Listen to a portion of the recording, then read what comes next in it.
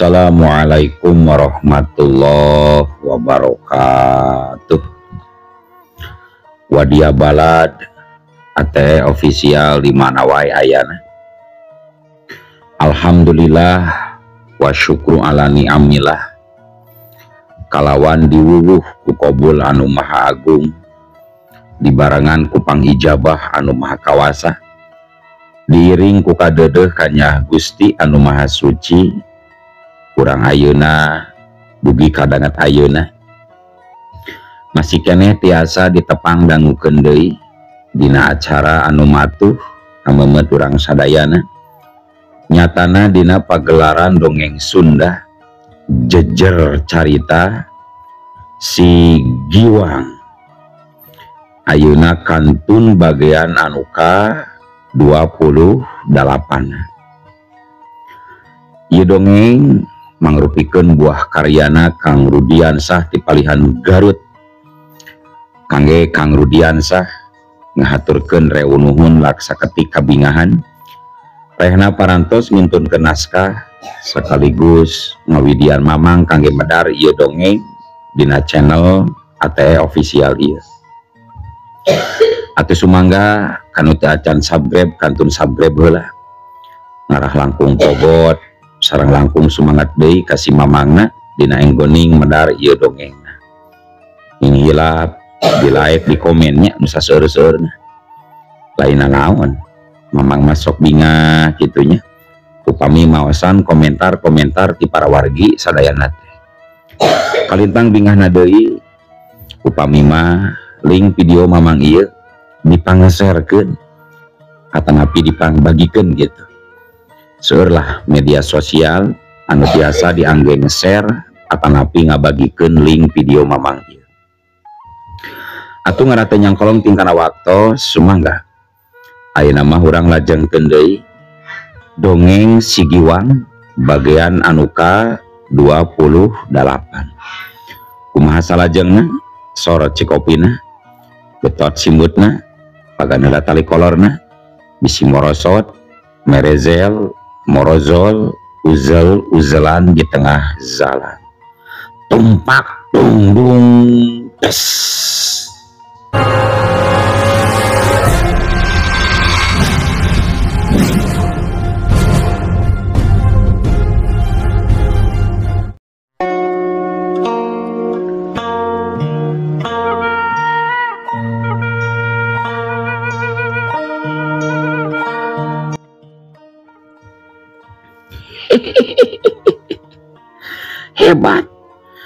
Hebat hidup bener-bener hebat anaki.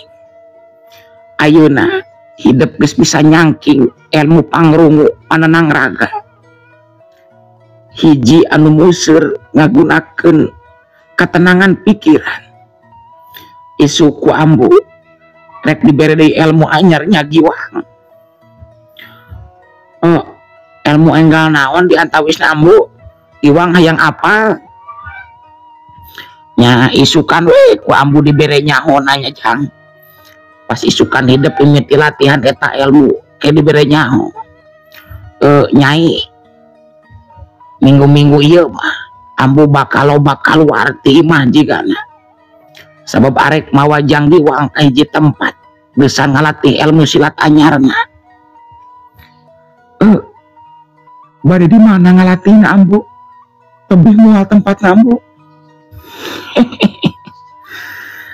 Mual jauh-jauh nyai. Dinu deket weh kadinya tah ka Karanghawu. Hah? Ka Karanghawu? Atuh salempang ka Karanghawu mah ambu. Jaba tira rumpil teh jalanna beri nanjak sareng nguruktuk ambu. Gawirna ge lalung kawing. Entong ambu. Tong dicanda kadinya murang kali teh ambu. Ceknya ebah tengidinan anakna kudu dilatih jurus Pramusulasmi, tapi kudu di Karanghawu sebab matak paur kayaan tempatnya. Tapi si Giwang anu arek dilatihna kalakah nyarita. Ambu Giwang mah penasaran dah ambu latihan silat di Karanghawu hayang nyobaan. Baiklah mak tong di halangan abdi dilatih ilmu ku ambu guru di Karanghawu tong hariwang mak. Cek si Giwang ngadon kekehayang. Ari hidup jika itu apal baik Karanghawu teh kumaha kayaanana. Ma oge telu dan lila-lila cicing didinya mah. Lalu kawin gawirna ujang. Cek Nyebah tetap tepanuju ka si Giwang dilatih silat di Karanghawu. Nyebah ambu teh guruna pira aku arek nyilakakeun muridna sorangan sing percaya ka ambu si Giwang moal naon-naon nyai. Oh da si mama kitu borangan nyambu tapi da si mate nyawon ka uing ka abdi teh ambu. Oh nyama tong salempang atuh mak abdi pasti moal dikukumaha ku si ambu oge dungakeun wae Giwang nyama sing lulus dina latihan ilmu silat anyar ku si ambu. Si Giwang terus nangkep cangking indungna. Ditandaskeun kitu mah ku Ambu Sulasmi. Nyebah jadi ngarti jeung sadar. Teu bisa hayoh bae mika melang ka anakna anu ayeuna jadi tanggung jawab Ambu Sulasmi meh dina sagarupana. Hapunten abdi ambu, abdi memang inggis pun anak kumaha tapi diemut-emut memang taya leresna pun anak pami kitu moal aya kamajengan dina latihanana. Tah kitu nyai mun dihalangan bae irah majuna atuh budak. Mohon ambu Giwang mayakin hidup pasti bisa narima ujian naon bae maksa dilatih ku guru hidup. Si emak nya tuh mak. Si Giwang seuri bari ngegel betegendungna bangun geugeur. Gancangna carita pecapkeun dina poe isukna. Ambu Sulasmi katut si Giwang bener we ari indit ka Karanghawu pikeun ngamimitian latihan ilmu silat anu anyar. Nyebah berat-berat oge antuk namah ngidinan. Anakna dilatih ilmu silat ku Ambu Sulasmi di Karanghawu. Mak, Giwang miang heula nya mak. Nya kasep juk sing ati-atinya kasep. Ambu mangga wilujeng ambu. Oh nyai oge terus peuseuhnya ilmu anu kungsi diturunkeun ku ambu ka hitep sangkan leuwih asa. Nuhun mangga ambu. Geus kitu mah Ambu Sulasmi dibarengan ku si Giwang marangkat. Nalika di perjalanan si Giwang ngahaja diajak balap lumpat ku Ambu Sulasmi pikeun nganyahoankeun ilmu pangenteng badan si Giwang geus nepi mana. Si Giwang puguh kitu kahayangna diajak balap lumpat ku guruna teh atoheun pisan komo nyorang jalan anu nanjak. Si Giwang tembong naker kekuatan sukuna sangkan bisa nyusul guruna anu jarakna angger we 5 lengkah teu kurang teu leuwih ti manehna.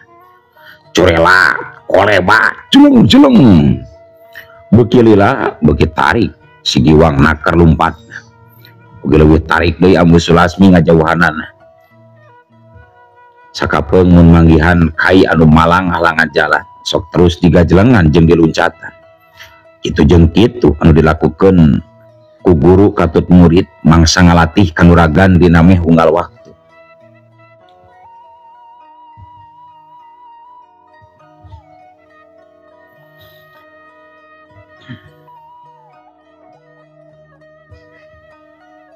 Tekung silila duanana geus anjuk ka tempat anu dituju nyaeta Karanghawu di sisi basisir.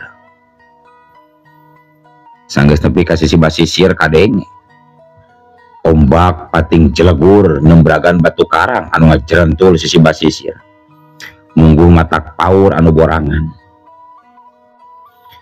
Hiji jirim budak tembong keur jujuralitan di antara gulungan ombak anu datang silih susun. Hiupus belodak jengkak koleang kedebut. Aduh ambu nyeri ambu. Si Giwang sabaraha kali ngalakukeun salto di antara gulungan ombak laut anu datang, ngajadikeun si Giwang ngagero panjang bari awakna ngacengkang rubuh maring lemah mangsa katembrag ku gulungan ombak anu gede. 7 kali manehna ngalakukeun kitu, 7 kali deui manehna rubuh. Ngan mungguh luar biasa si Giwang awakna katut daya tahan. Da mun seuk ninggang ka budak biasa mah teu nyedem kakuatan jero. Geus pasti tulang-tulang igana bakal parotong, malahan mah bisa jadi binasa. Waktu katembrag ku eta ombak, sabab anggota badana bakal hancur. Geus liwat 5 poe si Giwang dilatih salto bari mapag datangna ombak. Kakarak harita mah aya parobahan. Mangsa awakna ditumbrag ku ombak laut karang hawu. Ku si Giwang bari tetep jujuralitan. Jujuralitan awakna sabaraha cungkal tina taneuh basisir di luhur. Harita terus ombak dipapak ku sapasang leungeun. Curela ceneng seuhus buludak curalit hush. Ombak anu dipapak ku si Giwang diantarana aya nu terus nuturkeun badan si Giwang nalika ngabangkieung ka tukang bari ngumpet semu beku. Jeung memang eta pisan tujuan si Giwang oge, cai ombak kudu aya nu milu kayaan beku nuturkeun leungeun disedot ku hiji kakuatan anu geus dipuseureun ngaliwatan sapasang leungeun kalayan dibarengan ku tata napas.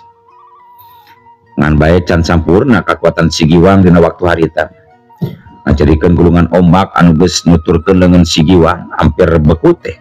Harita ngadadak mancawura balik deui ka tukang bareng jeung awak si Giwang oge anu ngajengkang ngoleang ka tukang tarik pisan.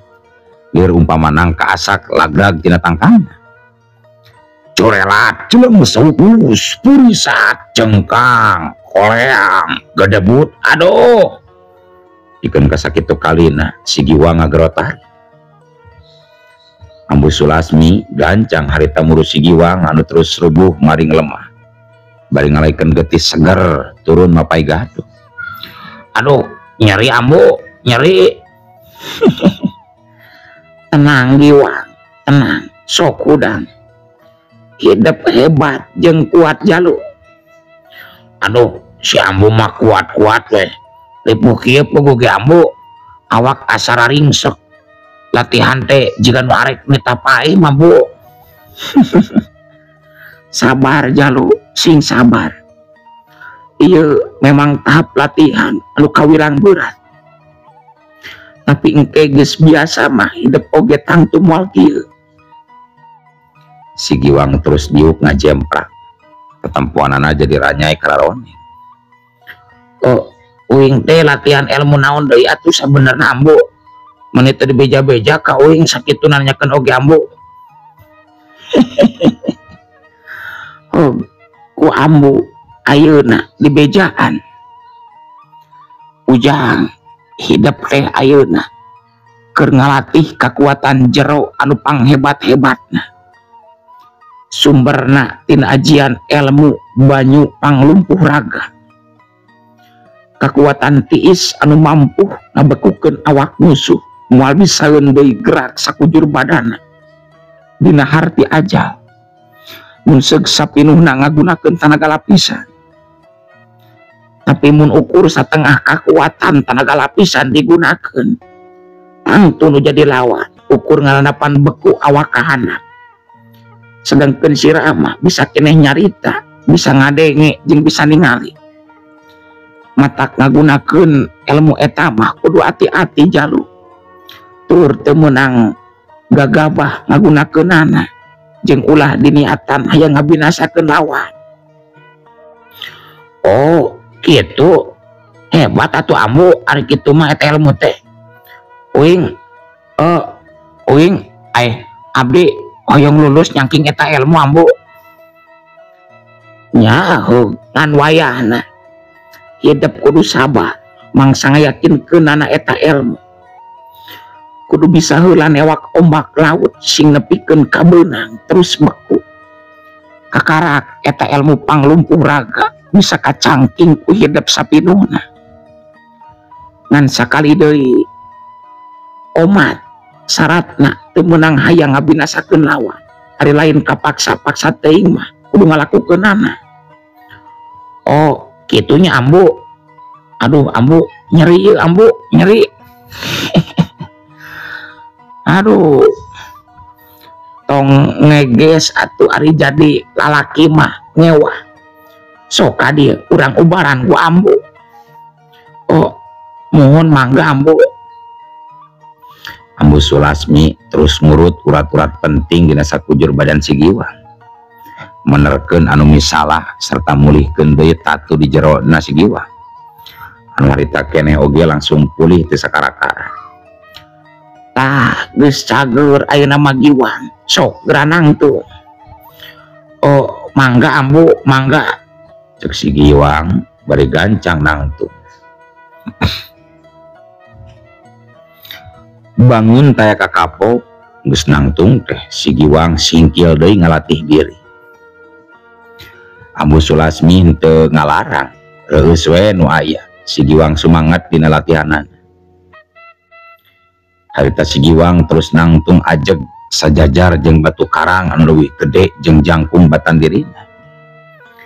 Dua sukuna kukuh pancuh dina luhur lemah, serta dua leungeunna nyologodor ka hareup. Mangsa ngahimpun geter kakuatan hawa tiis anu sumberna tina kakuatan alam sagara kidul Karanghawu. Si Giwang kiwari nganti deui datangna ombak anu tembong masih kene ngegugulung di tengah-tengah sagara laut Karanghawu.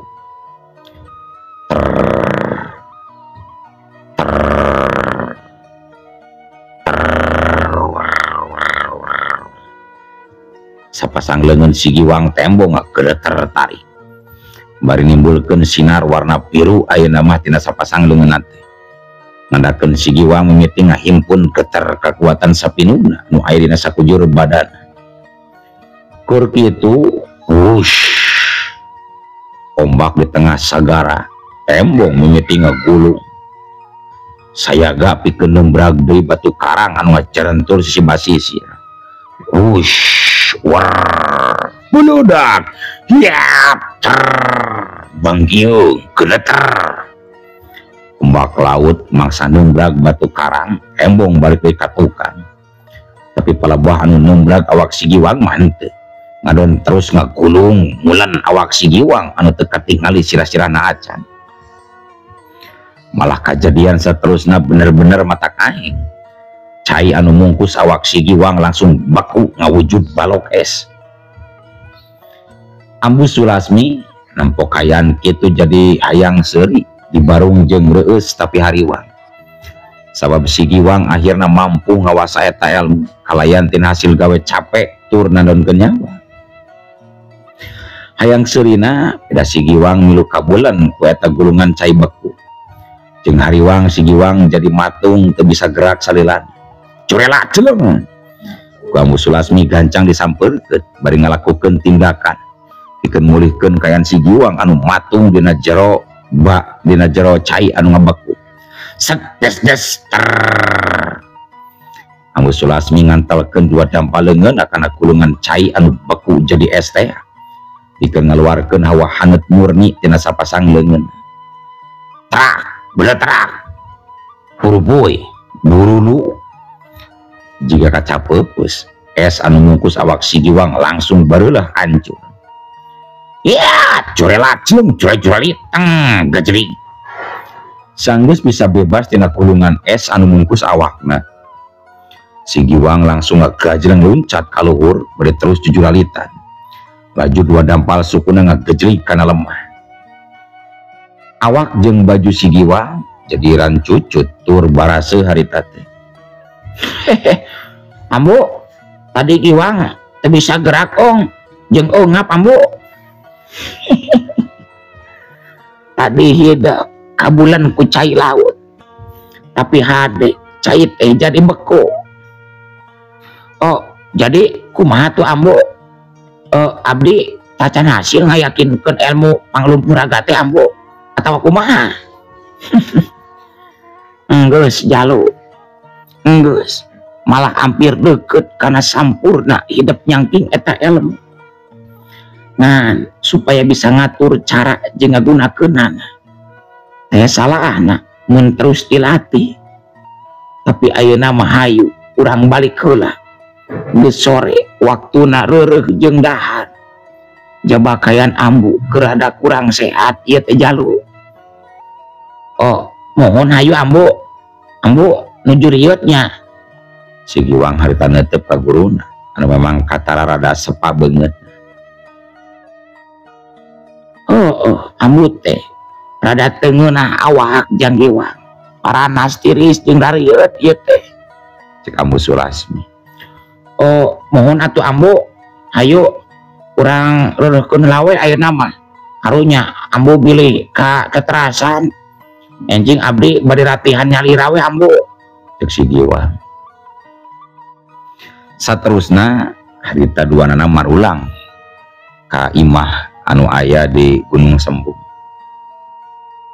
Anu dirasakeun ku Ambu Sulasmi sanyana mah lain gering biasa, tapi hubunganana jeung tindakan jalma deleka. Lieur lain salir liurna, rieut lain sariet rieutna. Tapi lieur jeung rieut campur leungeun jalma anu niat deleka ka Ambu Sulasmi ku ilmu warejit.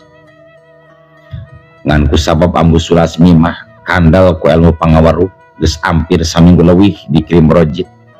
Tapi ukur rieut wunggul. Pikeun Ki Samudra anu memang dalangna tina eta tindakan mungguh ngarasa kaget. Dumeh Ambu Sulasmi anu diwarejitna betaya tanda-tanda kabunangan terus paragat nyawana. Temus ilapat kana batina ngabejaan yen Ambu Sulasmi hirup keneh. Dina hiji poe Ki Samudra terus diajakan ngobrol ku Sersan Joko di kamar tukang anu geus sagala nyampak rupa-rupaning sasajen. Magi masih keneh mintul ilmu teh. Si Sulasmi hirup keneh. Si tuan geus sabareun tuh. Hayeungeun geura meunang beja anu hade ti aki. Cek Sersan Joko harita muka obrolan. Ki Samudra embungeun disebut elmuna mintul mah ku Sersan Joko. Gancang harita nyarita. Is, jugsa ilmu aki mintul Jang Joko. Gagah batul nyarita teh. Beda si Ambu Sulasmi tacan kene ajak. Keun we sing sabar jeung tenang. Karek oge saminggu ieu digaweana oge. Tong jieun deui hasil Jang Joko. Cek Ki Samudra. Tenang Ki, tenang, tong ambek atuh Ki. Kuring mah da heureuy nyarita kitu teh. Tapi naon sababna nya si Ambu Sulasmi bet hese teurakna diwarejit teh Ki. Sersan Joko ngabelehem seuri sabab ruas yen Ki Samudra terus pundung. Nya eta aki oge kaget Jang Joko. Si Ambu Sulasmi tetela bet miban daya tahan badan anu kuat. Damun zeug ninggang ka jalma biasa mah langsung utah getih diwarejit ku aki makabe oge. Harita keneh oge bakal nglayang jiwana. Moal kudu nunggu waktu sampai 2 poe deui kiduda. Tapi kunaon si Ambu Sulasmi mah geuning kuat. Ki Samudra jeung Sersan Joko memang moal apaleun. Ambu Sulasmi pangna hese teu raku warejit. Sabab Ambu Sulasmi mibanda 2 sumber ilmu ti 2 guru. Di antarana ti Mbah Buyut Jabar Kuning anu kali tinggal makamna wungkul. Jeung ti Nini Buyut Galingging anu sarua ngan kali tinggal makamna wungkul. Matak pantes Ambu Sulasmi mibanda kakuatan luar jeung jero anu wadal teu gampang ditembus ku kekuatan gaib. Nya geus we ayeuna mah kuring ditungguan deui naon beja hadena ti aki ngan si Sulasmi.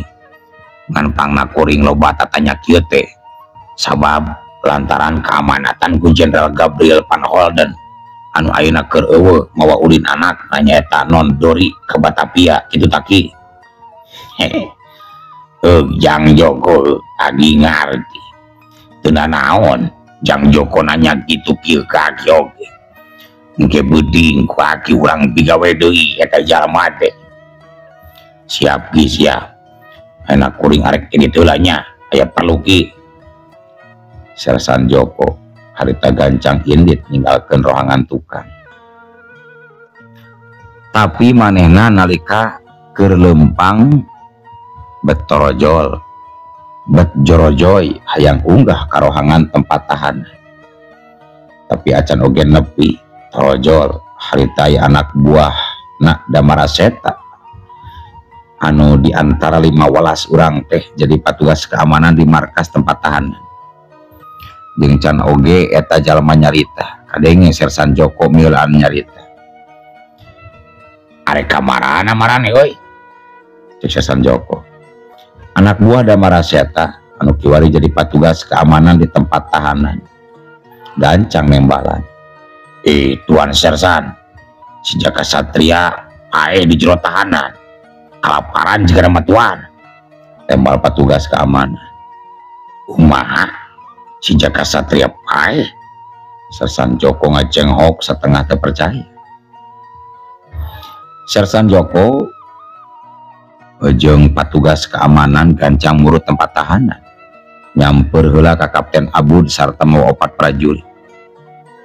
Sersan Joko jeung sajana memang geus caraeun kana ngaran Jaka Satria. Sabab Jaka Satria sorangan anu ngaku nalika ditanya ku Jenderal Gabriel Van Holden kan bari ngandung ancaman saha anu geus ngabina satuan Peter. Pangna Jenderal Gabriel Van Holden nanya kitu ka Jaka Satria lantaran dibere nyaho ku kusir Gorobag teh anu kungsi ningali ka Jaka Satria di Pirmura bareng jeung si Wanoja anu mateni tuan Peter teh. Jaka Satria diancam pikeun dihukum gantung. Munseg nepi ka sabulan leuwih teu daek bae ngajawab jujur. Harita Sersan Joko jeung Kapten Abud katut patugas keamanan karek narepi ka tempat pangberokan bareng jeung 2 prajurit. Tapi nalika tepi ka pangberokan nah atuh teu kanyahoan ti luhur ujug-ujug olo waktosna kabujeng see wadia balad ate ofisial. Keun atunya ieu dongeng teh kurang cakapkeun heula we dugi ka dieu. Insyaallah enjing pageto baris dilajengkeun deui. Atuh ku kitu ku kieuna mamang sajamit mungkur amit mundur ti payunan para wargi sadayana. Hayu ah. Assalamualaikum warahmatullahi wabarakatuh.